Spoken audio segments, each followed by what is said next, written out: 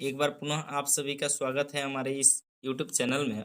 और आज की इस वीडियो में हम लोग पढ़ेंगे जो बेसिक मैथ का ये लेक्चर सीरीज चल रहा है। उसमें आज हम लोग पढ़ने वाले महत्तम समापवर्तक और लघुत्तम समापवर्त्य। तो आज की इस वीडियो में हम लोग केवल पढ़ेंगे महत्तम समापवर्तक और इसके बाद हम लोग पढ़ेंगे लघुत्तम समापवर्त्य। तो सबसे पहले महत्तम समापवर्तक का परिभाषा देख लेते हैं कि दो या दो से अधिक संख्याओं का मौसा उनका सबसे बड़ा भाजक या गुणनखंड होता है। अब ये समझ में नहीं आया होगा, जब सवाल हम लोग करने लगेंगे तो पूरा का पूरा चीज आपको समझ आ जाएगा। देखिए, महत्तम समापवर्तक को संक्षेप में स, महत्तम के लिए म और समापवर्तक के लिए स, या इंग्लिश में इसको HCF। HCF का फुल फॉर्म होता है हाईएस्ट कॉमन फैक्टर। ये महत्तम समापवर्तक को HCF भी कहा जाता है, या एक और इसका नाम है GCD। GCD का मतलब होता है ग्रेटेस्ट कॉमन डिवाइजर कहते हैं। तो ये चीज समझ में आ गया होगा कि महत्तम को मसा भी कहा जाता है, HCF भी कहा जाता है और GCD भी कहा जाता है। अब इसको बनाने का दो विधि है, एक तो अभाज्य गुणनखंड विधि है और एक भाग विधि है। तो आज के इस वीडियो में हम लोग अभाज्य गुणनखंड विधि से संख्याओं का मौसा निकालना सीखेंगे। तो ये कैसे निकालते हैं, ये अभाज्य गुणनखंड हम लोग सवाल करते करते सीख जाएंगे। तो चलिए, यहाँ 5 प्रश्न दिए गए हैं और सबको अभाज्य गुणनखंड विधि द्वारा ज्ञात करना है। तो पहला जो प्रश्न है 8 और 12, इसको हम लेते हैं। तो किस विधि से बनाना है? अभाज्य गुणनखंड विधि से बनाना है। तो अभाज्य गुणनखंड विधि से बनाना है तो हम क्या करेंगे, 8 और 12 का निकालना है तो पहले 8 का अभाज्य गुणनखंडन करेंगे। तो 8 कटेगा ये 2 से, फिर ये 2 से कट जाएगा, 2 दूनी 4। अब चूंकि 2 अभाज्य संख्या है तो इसको हम छोड़ देंगे। अब 12 का अभाज्य गुणनखंड करेंगे तो 12 का करेंगे तो ये भी 2 से भाग लगेगा, 6 दूने 12, फिर 2 से 2 तिहाई 6। अब जब हम 8 का अभाज्य गुणनखंड किए हैं तो आया है 2 गुने 2 गुने 2। इसको लिखेंगे 2 गुने 2 गुने 2। 12 का जब अभाज्य गुणनखंड किए हैं तो आया है 2 गुने 2 गुने 3। तो लिखेंगे 2 गुने 2 गुने 3। अब देखिए, दोनों में देखेंगे कि उभयनिष्ठ गुणनखंड कौन है।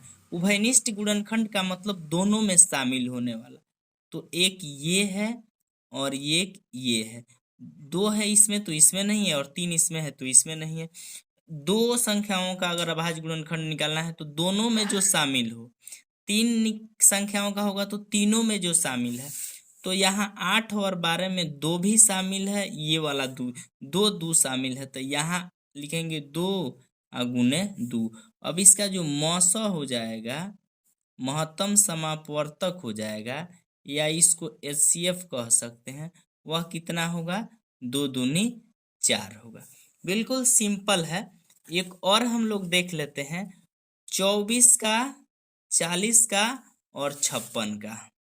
तो इसमें भी हम क्या करेंगे, सबसे पहले 24 का, चूंकि अभाज्य गुणनखंड विधि से मौसा ज्ञात करना है तो 24 का अभाज्य गुणनखंड करेंगे तो इसमें 2 से भाग लगेगा, ये होगा 12 दूनी 24, फिर 2 से जाएगा 6 दूनी 12, फिर 2 से जाएगा 2 तिहाई 6।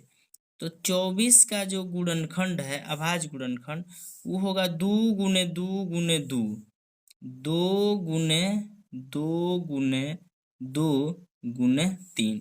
अब हम 40 का अभाज्य गुणनखंडन करेंगे। किसका? 40 का।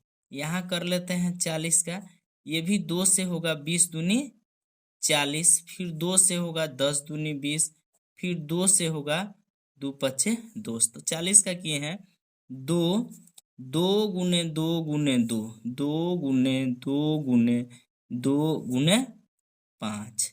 फिर हम लोग करेंगे 56 का अभाज्य गुणनखंडन करेंगे। यहाँ कर लेते हैं 56 का अभाज्य गुणनखंड करेंगे 2 से, तो 28 दूनी 56 होगा, फिर 2 से करेंगे 14 दूनी 28 होगा, फिर 2 से करेंगे 7 दूनी 14 होगा। अब 7 चूंकि अभाज्य संख्या है तो 56 का गुणनखंड होगा 2 गुने 2 गुने 2 गुने 7। 56 के हम लिए लिखेंगे 2 गुने 2 गुने 2 गुने 7। अब हम देखेंगे कि 24, 40 और 56 में उभयनिष्ठ गुणनखंड कौन है? उभयनिष्ठ गुणनखंड अर्थात जो तीनों में शामिल है। तो ये एक दो है, एक ये दो है और ये एक दो है। 3 है तो इसमें नहीं है, 5 है तो ये दोनों में नहीं है, 7 है तो ये दोनों में नहीं है। तो इसका उभयनिष्ठ गुणनखंड होगा 2 2 2। तो लिखेंगे उभयनिष्ठ गुणनखंड। उभयनिष्ठ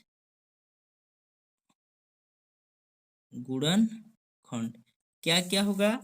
2 2 2, 2 गुने 2 गुने 2, इसीलिए मौसा हो जाएगा।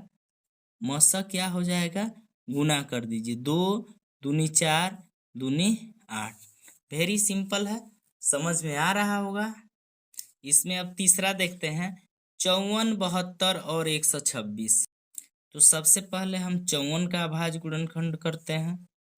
तो 54 का अभाज्य गुणनखंड करेंगे, 2 से कटेगा, लास्ट में 2 है, 2 दूनी 4, एक हर्षिन आएगा यहाँ तो 14 हो जाएगा, 7 दूनी 14। अब चूंकि ये सम संख्या लास्ट में नहीं है तो 2 से नहीं कटेगा, अब ये कटेगा 3 से, 3 नवा 27 और फिर कटेगा 3 से, 3 तिहाई 9। तो 54 का अभाज्य गुणनखंड होगा 2 गुने 3 गुने 3 गुने 3, 3 गुने 3 गुने 3।